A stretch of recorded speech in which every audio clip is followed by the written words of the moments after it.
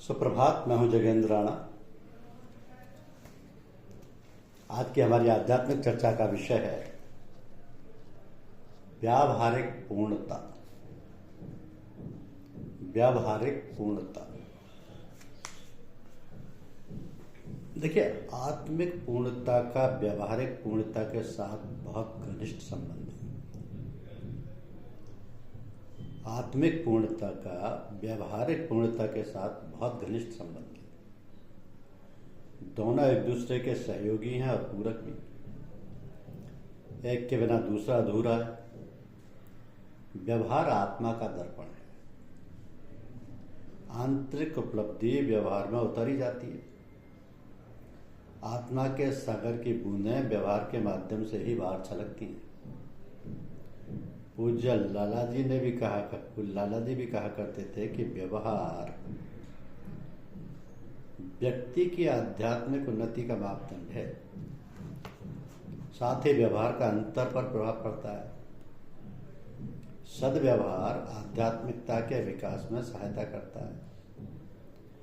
दुर्व्यवहार मन में क्षोभ उत्पन्न करता है, जिससे साधना में बाधा पड़ती है। अतः सभी बच्चे या सभी सच्चे साधकों को चाहिए कि वे व्यवहार और आंतरिक अभ्यास में सामंजस्य स्थापित करें और जीवन के दोनों पहलुओं पर बराबर ध्यान देते हुए सर्वांगीण पूर्णता के पथ पर चलें। तो व्यवहार के अंतर्गत शरीर द्वारा होने वाले सभी कार्यकलाप आ जाते हैं। हम कैसे चलते हैं, कैसे बात करते हैं, कैसे भोजन करते हैं, कैसे सोते हैं, कैसे पढ़ते हैं, कैसे ध्यान करते हैं, कैसे अन्य कार्य करते हैं, ये सभी व्यवहार के दायरे में आता है। हम बड़ों का आदर करते हैं, छोटों से प्रेम करते हैं, किसी से ईर्ष्या द्वेष नहीं करते, किसी की व्यर्थ आलोचना नहीं करते, अनर्गल बातें नहीं करते, अपशब्द का प्रयोग नहीं करते, मिथ्या अभिमान का प्रदर्शन नहीं करते, अपने विचारों को दूसरों पर नहीं थोपते, हम नौकरों का अपमान नहीं करते, रोगियों की सेवा करते हैं, दीन दुखियों की सहायता करते हैं, कभी किसी का दिल नहीं दुखाते, प्रत्येक कार्य को संतुलित और विचारपूर्ण ढंग से करते हैं। ये सभी सुंदर व्यवहार के कुछ लक्षण हैं। और जब सुंदर व्यवहार स्वतः ही बिना किसी चेष्टा के अनायास अपने आप होने लगे तो उसे व्यवहारिक पूर्णता कहा जा सकता है। प्राय हमारा व्यवहार धारणाओं पर आधारित होता है। हमारी वस्तुओं और व्यक्तियों के संबंध में धारणाएं हैं। ये धारणाएं अतीत के अनुभवों पर आधारित हैं और मन के विभिन्न स्तरों में जमा है। जब भी हम किसी से मिलते हैं तो उससे संबंधित सारी धारणाएं मन के चित्र पटल पर आकर खेलने लगती हैं और फिर वही हमारे व्यवहार को निर्देशित करती हैं। उदाहरणतः किसी भिखारी को देखकर हमारे मन में उसके प्रति हीनता का भाव उदय होता है और किसी धनाढ्य को देखकर अपने प्रति हीनता का भाव उदय होता है। तो जिसे हम कुछ देते हैं उसके प्रति कठोर हो जाते हैं और जिससे हमें कुछ मिलने की आशा होती है उसके सामने दीन हो जाते हैं। तो उस प्रकार विभिन्न व्यक्तियों को देखकर हमारे मन में विभिन्न भाव उत्पन्न होते हैं, जिसके फलस्वरूप व्यवहार में भी विभिन्नता आ जाती है। तो हमारा अधिकतर व्यवहार आदतन होता है। अधिकतर कार्य हम यंत्रवत से करते हैं। व्यवहार करने में हम स्वतंत्र नहीं, वह तो बचपन से अब तक पड़ी हुई आदतों का परिणाम मात्र है। हमारे व्यवहार में नवीनता नहीं, ताजापन नहीं, तो बासीपन है। परिस्थितियां समय के साथ हमारी आदतों को ढालती रहती हैं और उसी के अनुसार हमारा व्यवहार बदलता रहता है। तो कहना ना होगा कि हमारी धारणाएं और आदतें ही व्यवहार के सुंदर होने में प्रमुख बाधाएं हैं। अतीत के संस्कारों की रेखाएं वर्तमान में होने वाले व्यवहार को कलुषित कर देती हैं और बुरी आदतें ही दुर्व्यवहार का हेतु बनती हैं। तो धारणाओं के कारण ही आवेगों व आवेशों का जन्म होता है, जिनके प्रभाव में हम बहे चले जाते हैं। अपनी धारणाओं पर चोट पड़ने से ही क्रोध का उदय होता है, जिसके वशीभूत तो हम विवेकहीन हो जाते हैं। तो जब तक हमारे मन में वस्तुओं व व्यक्तियों के संबंध में धारणाएं शेष रहती हैं, चाहे वो अच्छी हो या बुरी, शुभ हो या अशुभ, तब तक हमारा व्यवहार हमारी आदतों द्वारा संचालित होता है। तब तक हम सुंदर व्यवहार से दूर रहते हैं।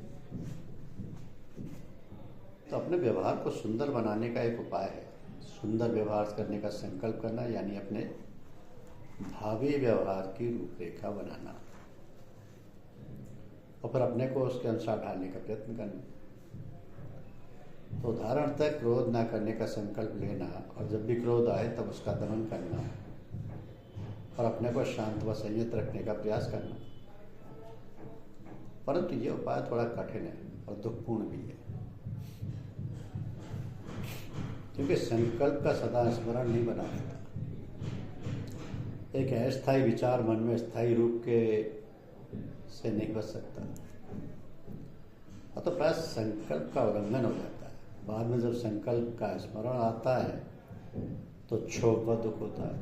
साथ ही संकल्प के पूरा होने पर अहंकार को बढ़ावा मिलता है, तो सारे किए धरे पर पानी फेर देता है। अतः इस उपाय का प्रयोग सीमित रूप में ही करना चाहिए। तो अपने व्यवहार को सुंदर बनाने का एक अन्य सरल और सुंदर उपाय है कि व्यवहार को होशपूर्वक, सजगतापूर्वक, जागरूक होकर करना। ऐसे भगवान बुद्ध के जीवन की एक घटना से समझना आसान हो जाएगा कि एक बार बुद्ध एक भिक्षु के साथ बात करते हुए जा रहे थे। एक मक्खी उनके गाल पर आकर बैठ गई। बुद्ध ने बातचीत जारी रखी और मक्खी को उड़ा दिया, लेकिन फिर वह तत्काल ठहर गए और आंखें बंद कर ली। बुद्ध उस जगह हाथ ले गए जहां मक्खी बैठी थी और मक्खी को फिर से उड़ाया, उस मक्खी को जो अफवाह नहीं थी। तो भिक्षु बुद्ध के सजीवों गरीब व्यवहार को देखकर चकित हो गई। तब बुद्ध ने उसे समझाते हुए कहा, मैंने पहले बेहोशी में मक्खी उड़ा दी थी। मैं तुमसे बात करता रहा और आपने यंत्रवत मक्खी को उड़ा दिया और मक्खी के साथ दुर्व्यवहार हो गया। अब मैं मक्खी को इस तरह उड़ा रहा हूं जिस तरह उड़ाना चाहिए, होशपूर्वक, जागरूकता से। तो व्यवहार को सजगता पूर्वक करना ही सुंदर व्यवहार करने की कुंजी है। सजगता अर्थ अपनी शारीरिक और मानसिक क्रियाओं के प्रति सचेतन होना, क्रियाओं का जागरूक साक्षी बन जाए। जब हम खाना खाएं तो खाने के प्रति जागरूक हों, जब चलें तो चलने के प्रति जागरूक हों, जब मन में क्रोध उमड़े तो क्रोध के प्रति जागरूक हों, जब कान की तरंगें जोर मारें तरंगों के प्रति जागरूक हों। यदि हम यह सजगता बनाए रख के केवल कुछ क्षण ही नहीं बल्कि अपनी जागृत अवस्था के प्रत्येक क्षण में, तो हमारे व्यवहार में क्रांतिकारी परिवर्तन होने लगेगा। हमारी धारणाओं का मकान ढहने लगेगा, आदतें छूटने लगेंगी और एक शांत व प्रेमपूर्ण व्यक्तित्व निखरने लगेगा। तब सुंदर व्यवहार का पुष्प खिलेगा और अपनी मनोहर सुगंध से सबका मन मोह लेगा। परंतु ये सब एकदम से नहीं हो जाएगा। अपने सभी कार्यों को सजगता पूर्वक करना आसान नहीं। उथले पानी में तैरना सीखकर ही गहरे पानी में जाकर तैरा जाता है। अतः हम जागरूकता का शनै शनै अभ्यास करते हुए उसे बढ़ाएं। पहले हम अपनी सारी क्रियाओं के प्रति जागरूक होना सीखें। पहले हम थोड़ी देर तक ही जागरूकता का अभ्यास करें, फिर अपनी मानसिक क्रियाओं यानी विचारों के प्रति जागरूक हों, और जितनी अधिक देर तक जागरूक रह सकें रहें। धीरे धीरे जागरूकता सहज हो जाएगी। मन में आवेग के उठते ही हम उसके प्रति जागरूक हो जाएंगे और आवेग समाप्त हो जाएगा। तब व्यवहार धारणाओं व आदतों से संचालित होने के बदले मन की शांति व अंतर प्रेरणाओं से संचालित होंगे और स्वभावतः ही सुंदर होगी। तो व्यवहार को सुधारने में आंतरिक अभ्यास का भी बहुत अधिक महत्व है। अभ्यास द्वारा जो मन की सफाई होती है उसका प्रभाव व्यवहार में स्पष्ट दृष्टिगोचर होता है, किंतु अक्सर अभ्यासियों के व्यवहार साधारण व्यक्तियों की तरह होते हैं। इसका मुख्य कारण यह है कि अभ्यास अभी मन की ऊपरी सतहों तक ही सीमित है। उसने अभी हृदय, प्राण व चेतना में प्रवेश नहीं किया है। ये इस बात का द्योतक है कि अभ्यास केवल कुछ ही समय तक सीमित है, वह एक अनवरत प्रक्रिया नहीं बन पाया है। इसका स्पष्ट अर्थ ये है कि अभ्यास प्रयासपूर्ण कार्य है और सहज स्वाभाविक अवस्था में अभी नहीं उतरा है। अतः हमें ध्यान रखना चाहिए कि आसन लगाकर व आँख बंद कर चेतना की ऊंची स्थितियों में पहुंच जाना ही केवल महत्वपूर्ण नहीं होता, वरन उस स्थिति को अपनी कर्म में जागृत अवस्था में उतार लाना उससे भी अधिक महत्वपूर्ण होता है। तो जो अवस्था हमारे व्यक्तित्व में जज हो जाती है, जो हमारी चेतना की सहज स्वाभाविक स्थिति में भी बनी रहती है, वही हमारे व्यवहार को प्रभावित करती है। अतः साधकों का जो नियमित अभ्यास करते हैं, ये प्रयास होना चाहिए कि साधना को कुछ मिनट या कुछ घंटों तक ही सीमित ना रखें, वरना उसे एक सतत प्रक्रिया बनाएं।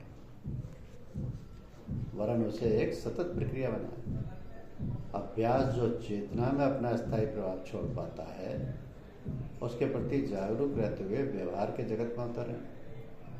तो अपने व्यवहार को हम साधना बना दें, और यदि हम ऐसा कर सकें, साधना व्यवहार बन जाएगी।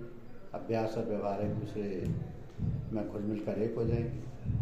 आंतरिक और व्यावहारिक पूर्णता के सदीप्य मिलन से सर्वांगीण पूर्णता का जन्म होगा और हमारा जीवन उसी से ओतप्रोत हो जाएगा। तो भीतर, ऊपर और सभी चीज़ों से अस्पृष्ट बने रहना, आंतरिक चेतना और आंतरिक अनुभूति से भरपूर रहना, जब आवश्यकता हो तो बाहरी चेतना से किसी की ओर कान देना, पर उसे भी विक्षुब्ध किए बिना करना, ना तो बाहर की ओर खींचना और ना आक्रांत हो जाना। बस यही है साधना करने की सर्वांगपूर्ण अवस्था, कि ईश्वर सर्वव्यापी है, ये सभी को मालूम है। वो किसके साथ क्या करता है, क्यों करता है, ये किसी को नहीं मालूम। इसका भेद तो वही जानता है। कोई सुखी है तो कोई दुखी, कोई विलासिता से रह रहा है तो कोई किसी के खाने की व्यवस्था तक नहीं, कोई आलीशान महलों में रह रहा है तो किसी को सड़क के किनारे लेटने की जगह भी नहीं मिलती। ये तो अपने अपने संस्कार और भोग हैं। किसी के भोग हम नहीं भोग सकते और कोई हमारे भोग नहीं भोग सकते। तो हम इस चक्कर में क्यों फंसे कि किसके साथ कैसा हो रहा है? हम किसी के ऐश्वर्य को देखकर ईर्ष्या क्यों करें? हम किसी के अपार सुख को देखकर मन में भेद क्यों लाएं? ये सब ईश्वरीय विधान, हमारे इस प्रकार सोचने विचारने से विधान में अंतर नहीं पड़ता। हमारे इस प्रकार सोचने विचारने से विधान में अंतर नहीं पड़ता। हाँ, ऐसी बातें सोचकर हम अपने संस्कारों को अवश्य एकत्रित कर देते हैं, जिनसे उलझन पैदा हो जाती है। मैं तो केवल अपने को ही देखना और सुधारना चाहिए। हमारा ईश्वर में प्रेम, श्रद्धा, विश्वास बना रहे, इसी का हमें ध्यान रखना है। अतः हमें जो कुछ ईश्वर ने दिया है उसी में संतुष्ट रहकर ईश्वर को धन्यवाद दें कि हे प्रभु, आपने बहुत कुछ दिया है। दुनिया में तो लोग ऐसी ऐसी तकलीफों और झंझटों में फंसे हैं